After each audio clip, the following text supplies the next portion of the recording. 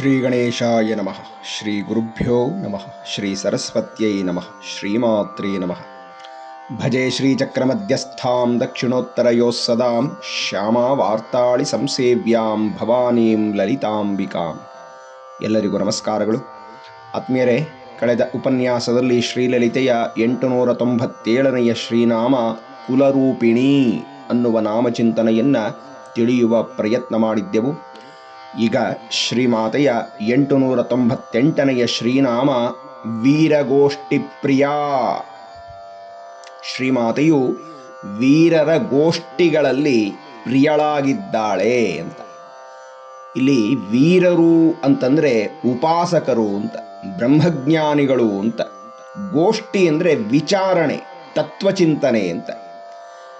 ಹೀಗಾಗಿ ವೇದಾಂತ ಚಿಂತನೆಯ ಬಗ್ಗೆ ಯಾರು ಗೋಷ್ಠಿಗಳನ್ನು ಏರ್ಪಡಿಸ್ತಾರೋ, ಆ ಚರ್ಚೆಯಲ್ಲಿ ಇರ್ತಾರೋ ಅವರು ವೀರರಾಗ್ತಾರೆ. ಅಂತಹ ವೀರರ ಗೋಷ್ಠಿಯಲ್ಲಿ ಅಮ್ಮ ಅತ್ಯಂತ ತುಷ್ಟಳಾಗಿರುತ್ತಾಳೆ ಅಂತ.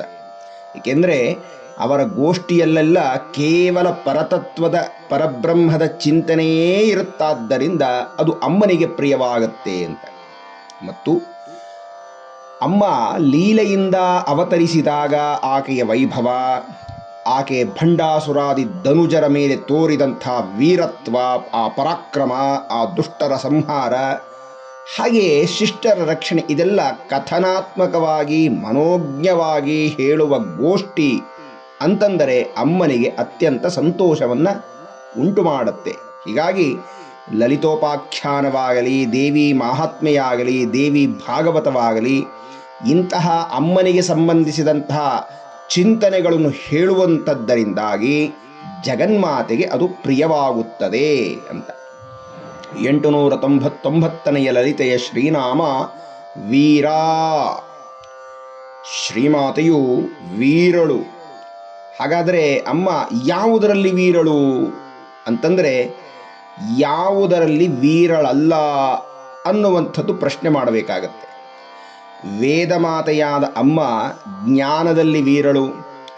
ಇಡೀ ಬ್ರಹ್ಮಾಂಡದ ಸೃಷ್ಟಿಗೆ ಹೇತುವಾಗಿದ್ದರಿಂದ, ಸರ್ವ ಸಾಮರ್ಥ್ಯವೂ ಅವಳಲ್ಲಿ ಇರುವುದರಿಂದ ಅವಳು ಮಹಾವೀರಳು. ತ್ರಿಮೂರ್ತಿಗಳಿಗೂ ಮಾತೆಯಾದ್ದರಿಂದ ಅವಳು ಮಹಾವೀರಳು. ಮತ್ತು ತನ್ನನ್ನು ನಂಬಿ ಭಜಿಸಿದವರನ್ನು ಪಾಲಿಸುವುದರಲ್ಲಿ ಮಹಾವೀರಳು. ಇನ್ನು ಯುದ್ಧದಲ್ಲಿ ನಿಂತಾಗ ಅಮ್ಮನ ಮುಂದೆ ನಿಲ್ಲುವ ಶಕ್ತಿ ಯಾರಿಗಿದೆ? ಹೀಗಾಗಿ ಅಮ್ಮ ಎಲ್ಲ ದೃಷ್ಟಿಕೋನದಿಂದಲೂ ಸರ್ವ ಸಮರ್ಥಳಾಗಿದ್ದಾಳೆ, ಮಹಾವೀರಳು ಅಂತ ಅನಿಸಿಕೊಂಡಿದ್ದಾಳೆ. ಮತ್ತು ಯಾರು ಶ್ರೀವಿದ್ಯೆಯನ್ನು ಅನುಷ್ಠಾನದಲ್ಲಿ ಇಟ್ಟುಕೊಂಡಿರ್ತಾರೋ, ಅಮ್ಮನನ್ನು ಸಾಕ್ಷಾತ್ಕಾರ ಮಾಡಿಕೊಂಡಿರ್ತಾರೋ, ಅಂತಹ ಮಹಾತ್ಮರಾದ ಉಪಾಸಕರನ್ನು ವೀರ ಅಂತ ಹೇಳಿ ಕರೆಯಬೇಕು ಅನ್ನುವ ವಿವರಣೆ ಇದೆ. ಮತ್ತೊಂದು ದೃಷ್ಟಿಯಲ್ಲಿ ವೀರ ಅಂತಂದರೆ ಪತಿ ಪುತ್ರವತಿ ವೀರ ಇತ್ಯಭಿಧೀಯತೆ ಅಂತ ನಾಮಮಾಲೆಯಲ್ಲಿ ಹೇಳಿದ್ದಾರೆ. ಅಂದರೆ ಶ್ರೀಮಾತೆಯು ಶಿವನಂತಹ ಗಂಡನನ್ನು ಹೊಂದಿದ್ದಾಳೆ. ಲೋಕನಾಯಕರಾಗಿರಬಹುದಾದಂತಹ ಮಹಾಜ್ಞಾನಿಗಳಾದಂತಹ ಗಣಪತಿ ಕುಮಾರಸ್ವಾಮಿಯಂಥ ಪುತ್ರ ರತ್ನವನ್ನು ಪಡೆದಿದ್ದಾಳೆ. ಆದ್ದರಿಂದ ಅಮ್ಮನನ್ನು ವೀರ ಅಂತ ಕರೆದಿದ್ದಾರೆ ಅಂತ. 900ನೆಯ ಲಲಿತೆಯ ಶ್ರೀನಾಮ ನೈಷ್ಕರ್ಮ್ಯ. ಶ್ರೀಮಾತೆಯು ಕರ್ಮರಹಿತಳು. ನತಸ್ಯ ಕಾರ್ಯಂ ಕರಣಂಚ ವಿದ್ಯತೆ ಅಂತ ಹೇಳಿ ಉಪನಿಷತ್ಕಾರರು ಹೇಳ್ತಾರೆ. ನೋಡಿ, ಅಮ್ಮನಿಗೆ ಯಾವುದೇ ಕೆಲಸ ಇಲ್ಲವಂತೆ. ಅದರ ಅರ್ಥ ಅಮ್ಮ ಎಲ್ಲ ವಿಧದ ಕರ್ಮ ಬಂಧನದಿಂದ ಮುಕ್ತಳಾಗಿದ್ದಾಳೆ, ಪೂರ್ಣ ಕಾಮಳಾಗಿದ್ದಾಳೆ ಅಂತ. ಮತ್ತೆ ಈ ಸ್ಥಿತಿಯನ್ನು ಬ್ರಾಹ್ಮಿ ಸ್ಥಿತಿ ಅಂತ ಹೇಳಿ ಕರೀತಾರೆ. ಒಂದು ವಿವರಣೆ ಇದೆ, ನಿರ್ಗತಾನಿ ಕರ್ಮಾಣಿ ಯಸ್ಮಾತ್ ಸಹ ನಿಷ್ಕರ್ಮ ಅಂತ.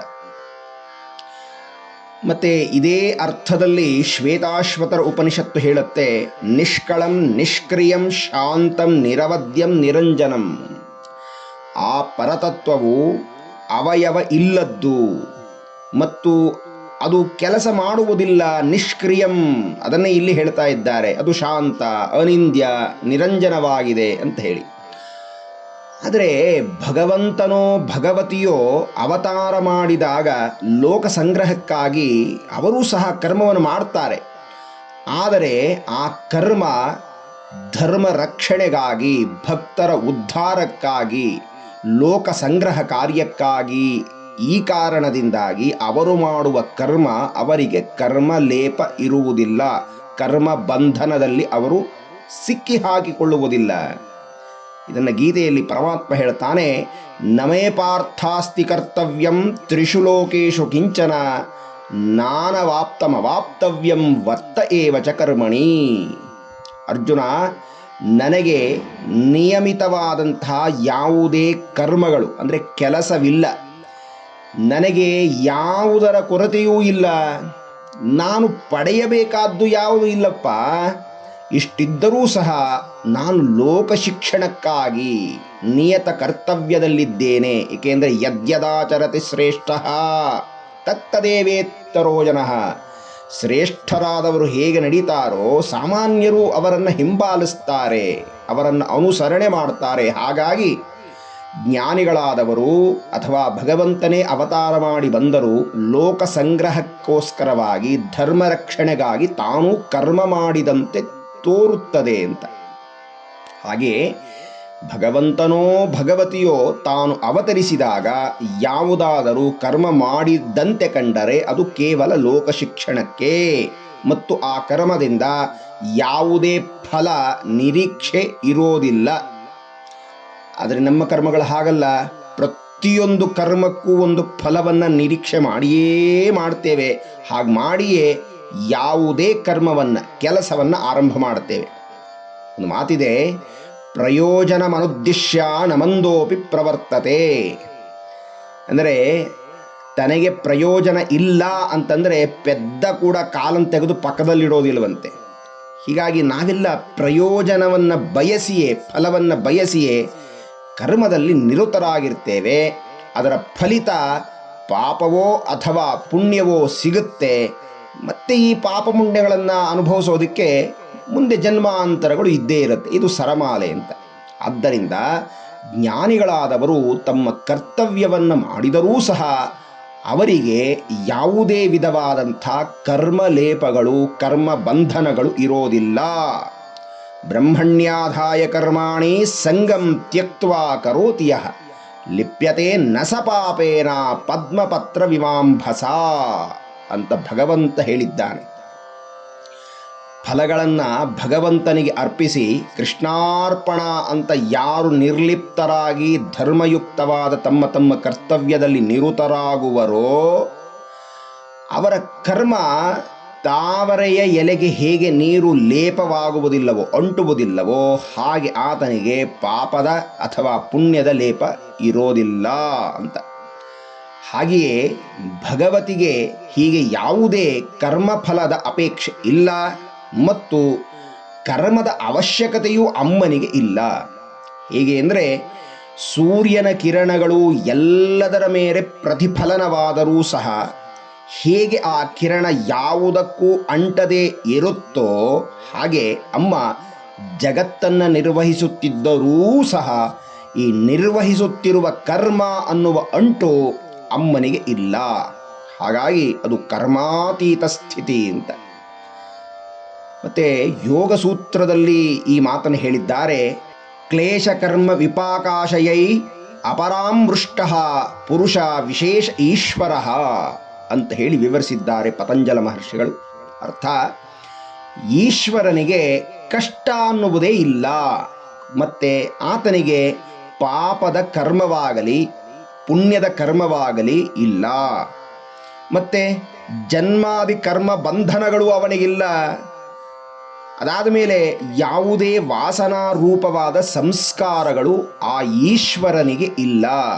ಹೀಗೆ ಯಾವುದೂ ಇಲ್ಲದವನಿಗೆ ಕರ್ಮ ಬಂಧನಗಳು ಅನ್ನುವುದೇ ಇಲ್ಲದ್ದರಿಂದ ಆ ಶಿವನಿಗೆ ಜಗನ್ಮಾತೆ ಅಭಿನ್ನಳಾಗಿದ್ದಾಳಾದ್ದರಿಂದ ಅಮ್ಮನನ್ನು ನೈಷ್ಕರ್ಮ್ಯ, ಯಾವುದೇ ಕರ್ಮದ ಅಂಟು ಇಲ್ಲದವಳು, ಕರ್ಮ ಇಲ್ಲದವಳು ಅಂತ ಹೇಳಿ ವ್ಯಾಖ್ಯಾನವನ್ನು ಮಾಡಿದ್ದಾರೆ. 901ನೇ ಲಲಿತೆಯ ಶ್ರೀನಾಮ ನಾದರೂಪಿಣಿ. ಶ್ರೀಮಾತೆಯು ನಾದರೂಪಿಣಿಯಾಗಿದ್ದಾಳೆ. ಏಕೆಂದರೆ ಅಮ್ಮ ಮೂಲತಃ ಮಾತೃಕಾವರ್ಣ ಸ್ವರೂಪಳು, ಅಂದರೆ ಶಬ್ದ ಸ್ವರೂಪಿಣಿ ಅಂತ. ನಾದದಿಂದಲೇ ಶಬ್ದವು ಹೊರಹೊಮ್ಮುವಂಥದ್ದು. ಹಾಗಾಗಿ ಶಬ್ದವೆಲ್ಲ ನಾದಮಯವೇ ಆಗಿರುತ್ತೆ ಅಂತ. ಹೀಗಾಗಿ ಅಮ್ಮನನ್ನು ನಾವು ಸ್ತೋತ್ರದಿಂದಲೋ ಮಂತ್ರದಿಂದಲೋ ಉಪಾಸನೆ ಮಾಡ್ತಾ ಇದ್ದೀವಿ ಅಂದರೆ ಶಬ್ದಗಳಲ್ಲಿ ಅಂತರ್ಲೀನವಾಗಿರುವುದೇ ನಾದ. ಅಂತಹ ಶಬ್ದ ಬ್ರಹ್ಮದ ಉಚ್ಚಾರಣೆಯನ್ನೇ ನಾದೋಪಾಸನೆ ಅಂತ ಹೇಳಿ ಕರೀತಾರೆ. ಮತ್ತೆ ನಾದ ಅಂತಂದರೆ ಅವ್ಯಕ್ತವಾದ ಈಶ್ವರ ತತ್ವವು ಈ ವ್ಯಕ್ತವಾಗಬಹುದಾದ ಜಗತ್ತನ್ನು ಸೃಷ್ಟಿ ಮಾಡುವಾಗ ಮಧ್ಯದ ಸ್ಥಿತಿಯನ್ನು ನಾದ ಅಂತ ಹೇಳಿ ಕರೀತಾರೆ. ಅಲ್ಲಿಗೆ ಅರ್ಥ ಏನಪ್ಪ ಅಂದರೆ ಅವ್ಯಕ್ತವು ನಾದದ ಮುಖೇನ ವ್ಯಕ್ತವಾಗುತ್ತದೆ ಅಂತ. ಹೀಗಾಗಿ ನಾದ ಅನ್ನುವುದು ವ್ಯಕ್ತ ಹಾಗೂ ಅವ್ಯಕ್ತಗಳ ನಡುವೆ ಇರುವಂಥದ್ದು. ಆದ್ದರಿಂದ ವ್ಯಕ್ತದಲ್ಲಿರುವ ನಾವು ಅಂದರೆ ಪ್ರಪಂಚದಲ್ಲಿರುವ ನಾವು ಅವ್ಯಕ್ತದಲ್ಲಿ ಹೋಗಬೇಕಾದರೆ, ಆ ಪರತತ್ವವನ್ನು ಸೇರಬೇಕಾದರೆ ನಾದವೇ ಮಾಧ್ಯಮವಾಗಿರುವಂಥದ್ದು, ನಮಗೆ ಮಾರ್ಗದರ್ಶಿ ಆಗಿರುವಂಥದ್ದು ಅಂತ. ಈ ನಾದವು ವಿಶ್ವದಲ್ಲಿ ಶಬ್ದ ರೂಪದಲ್ಲಿದೆ. ಈ ಶಬ್ದವನ್ನು ಹಿಡಿದು ಕ್ರಮವಾಗಿ ಸಾಧನೆ ಮಾಡ್ತಾ ಹೋದರೆ ಶಬ್ದಕ್ಕೆ ಮೂಲವಾದ ನಾದವನ್ನು ಸೇರ್ತೇವೆ. ಇಂತಹ ನಾದದ ಮುಖೇನ ನಾವು ಅಮ್ಮನನ್ನು ಹೊಂದಬಹುದು ಅಂತ ಹೇಳ್ತಾ ಇದ್ದಾರೆ. ಹಾಗಾದರೆ ಆ ಅಮ್ಮನನ್ನು ಹೊಂದುವಂತಹ ನಾದ ಯಾವುದು ಅನ್ನುವುದು ಪ್ರಶ್ನೆ. ಅದಕ್ಕೆ ವಿವರಣೆಯನ್ನು ಕೊಡ್ತಾರೆ. ನಾದ ಪ್ರಣವ ಶಿರಸ್ಥಿತ ತದ್ರೂಪ ಅಂತ. ಪ್ರಣವ ಅಂದರೆ ಓಂಕಾರ. ಈ ಓಂಕಾರವೇ ನಾದಸ್ವರೂಪ ಅಂತ. ಆದರೆ ಅದರಲ್ಲಿ ಯಾವುದು ಅನ್ನುವುದಕ್ಕೆ ಮತ್ತೂ ತೀಕ್ಷ್ಣವಾಗಿ ಉತ್ತರವನ್ನು ಕೊಡ್ತಾ ಇದ್ದಾರೆ. ನಮಗೆಲ್ಲ ಗೊತ್ತಿರುವಂತೆ ಓಂಕಾರದಲ್ಲಿ ಅಕಾರ ಉಕಾರ ಮಕಾರ, ಇದಾದ ಮೇಲೆ ಅದರ ಶಿರಸ್ಸು ಅಂದರೆ ನಾಲ್ಕನೆಯದಾದ ತುರಿಯ, ಈ ತುರಿಯ ಅನ್ನುವಂಥದ್ದರಲ್ಲಿ ನಾದ ತತ್ವ ಅಡಕವಾಗಿದೆ ಅಂತ. ಹಾಗಾಗಿ ನಾವು ಓಂ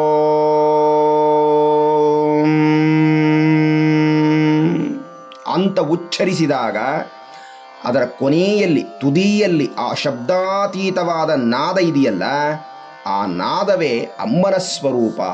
ಹೀಗೆ ಓಂಕಾರವೆನಿಸಿದ ಪ್ರಣವದ ಉಚ್ಚಾರಣೆಯ ತುರಿಯ ಭಾಗ, ಶಿರೋಭಾಗವನ್ನೇ ನಾದ ಅಂತ ಹೇಳಿ ಶಾಸ್ತ್ರಜ್ಞರು ಕರೆದಿದ್ದಾರೆ.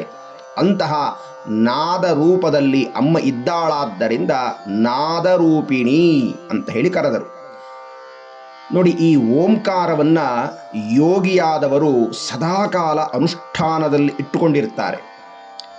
ಅಂತಹ ಯೋಗಿಗಳಿಗೆ ಒಂದು ಅನುಭೂತಿಯಾಗತ್ತೆ ಅಂತ ಯಾರೋ ಮಹನೀಯರು ತಮ್ಮ ವಾಕ್ಯದಲ್ಲಿ ಆ ಅನುಭೂತಿಯನ್ನು ಬರೀತಾರೆ. ಆನಂದ ಲಕ್ಷಣ ಮನಾಹತನಾಮ್ನಿ ದೇಶೇ ನಾದಾತ್ಮನ ಪರಿಣಿತಂ ತವ ರೂಪಮೀಶೆ ಪ್ರತ್ಯನ್ಮುಖೇನ ಮನಸಾ ಪರಿಚೀಯಮಾನಂ ಶಂಸಂತಿ ನೇತ್ರೇ ಸಲಿಲೈ ಪುಲಕೈಶ್ಚ ಧನ್ಯಾಹ ಅಂತ ವಿವರಣೆಯನ್ನು ಕೊಟ್ಟಿದ್ದಾರೆ.